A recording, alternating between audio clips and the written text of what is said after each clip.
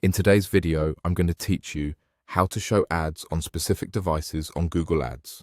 First, open your Google Ads account and head to the Campaigns area. This is where you manage the performance of your ads. From there, go into the campaign you want to optimize and open the Settings section.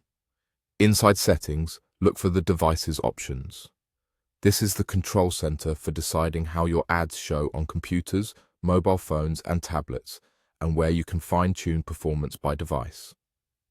Now, choose the device type you want to adjust.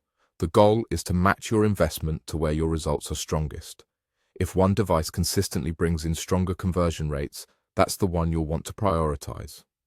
For many advertisers, mobile performs better due to on-the-go searches and quick actions, but your results may differ.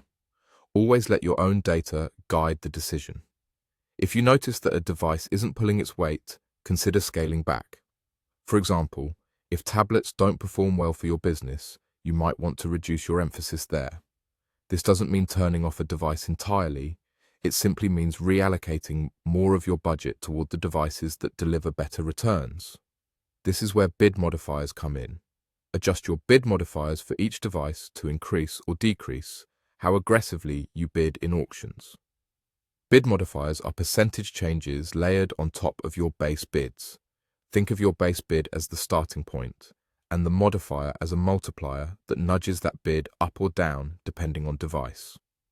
For instance, if your base bid is set and you apply a plus 20% modifier on mobile, you're telling Google Ads to bid 20% higher on mobile searches. If you apply a 30% modifier on tablets, you're bidding 30% less on tablet traffic.